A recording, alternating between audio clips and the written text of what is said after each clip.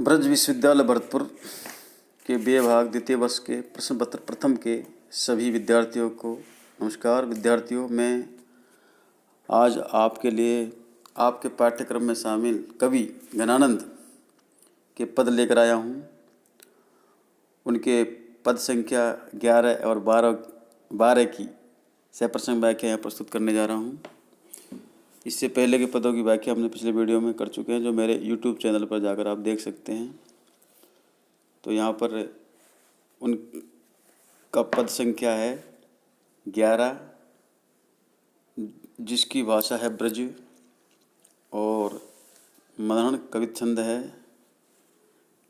जो इस प्रकार है, ध्यान से सुने। घेर घबरानी उबरानी ही रहती घने आनंद आरती राती साधनी मरती है। जीवन आधार जान रूप के आधार बिन व्याकुल विकार भरी खरी सुजरती है। आतन जतन तेज अना की अरसानी वीर प्यारी पीर भीर क्यों हूँ धीर न धरती है। देखिए दशा असाध आखिया निपटनी की भाषा में बिता पे नित लगन करती है। विद्यार्थियों, प्रस्तुत पद्यांश या कवित छंद घनानंद द्वारा रचित है। वियोग अवस्था में विरही का प्रेम से भीगा मन व्याकुलता से बराबर दुखी हो रहा है। इसमें प्रेम वेदना से संबंधित भावना को व्यक्त किया गया है। इसमें किसी प्रेमासक्त गृहिणी की मनोदशा एवं नेत्रों की व्यवस्था या व्यथा का चित्रण किया गया है। कवि घनानंद वर्णन करते हुए कहते हैं कि उस वीराणी नायिका के नेत्रों को रोग ने घेर लिया।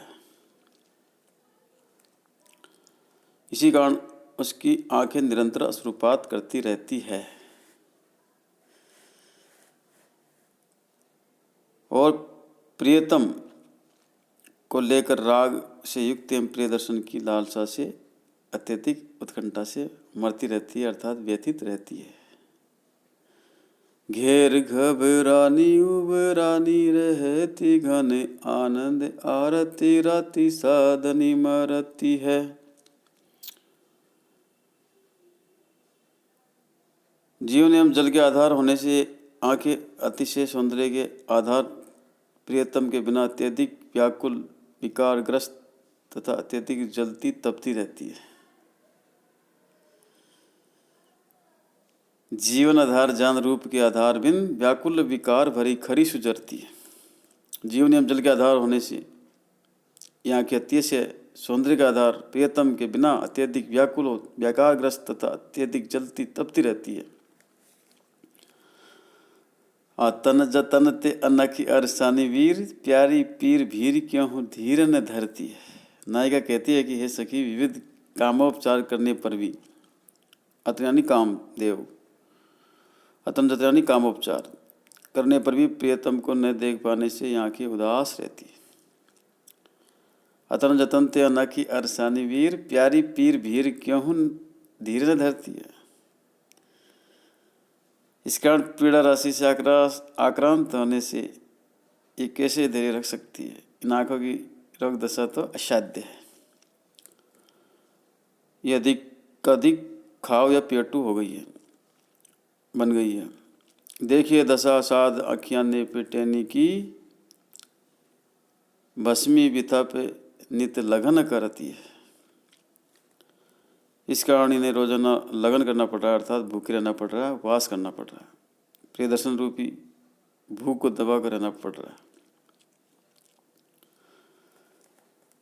नायिका की कथन का आशय है कि जिसे भस्मक नामक रोग हो जाता है, वह जितना कुछ खाता पीता है उतना सब शीघ्र पच जाता है और फिर भूख बराबर बनी रहती है। इस रोग से आक्रांत व्यक्ति पेटू बन जाता है और उसे भोजन करते रहने पर भी तृप्ति नहीं होती है। उसके नेत्रों को भी इसी भस्मक रोग ने घेर लिया है। इस कारण उसके नेत्र प्रिय के दर्शन कर थकते नहीं हैं, तृप्त नहीं होते हैं। वे निरंतर दर्शन करने की लालसा रखते हैं। इसी कारण अनुराग भरे या लालिमा भरे रहते हैं, अश्रु बहाकर जलते तपते रहते हैं।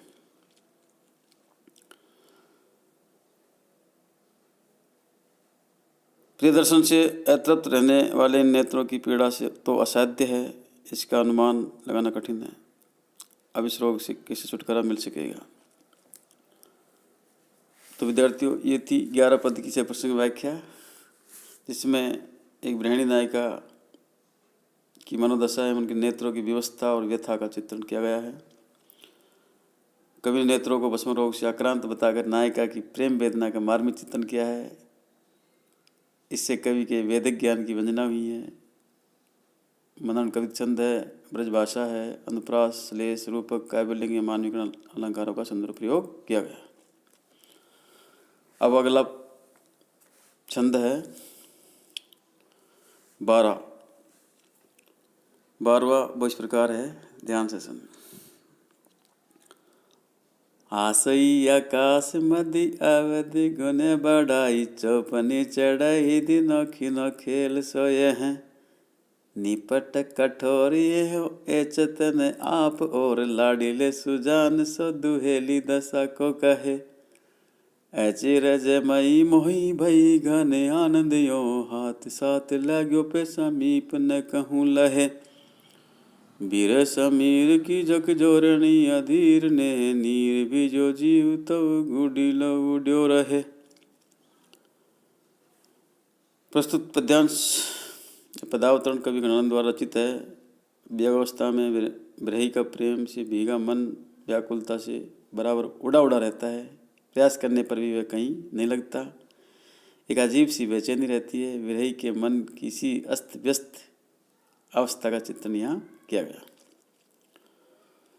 गृहिणी नायिका कहती है कि आशा रूपी आकाश में अवधि रूपी डोर को बढ़ाकर चाव के साथ ऊंचा चढ़ाकर प्रियतम पतंग का सा खेल खेल रहा है।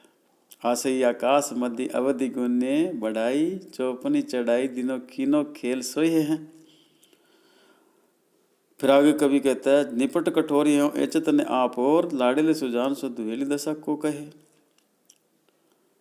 भाव यह कि जैसे आकाश में डोर को बढ़ाकर पतंग को ऊंचा चढ़ाया जाता है, उसी प्रकार प्रियतम सुजान ने आशानुकूल लौटने के लिए निश्चित समय को बढ़ाकर मेरे मन की उड़ी उड़ी सी दशा कर दी है। लेकिन वे अत्यंत निष्ठुर है, क्योंकि वे मेरे पतंग रूपी मन को अपनी ओर नहीं खींचते हैं।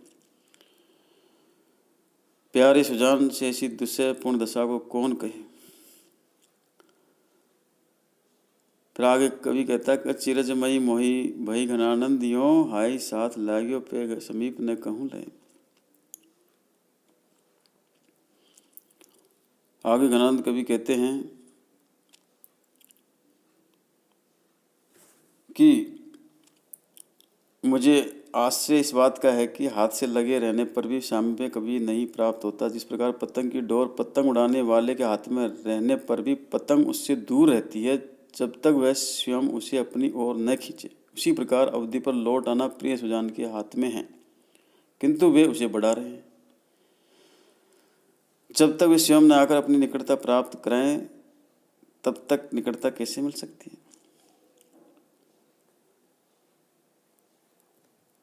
आश्चर्य यही है कि अवधि रूपी डोर के द्वारा मेरा जी या मन सुजान के हाथ में है, फिर भी सामीप्य नहीं मिलता।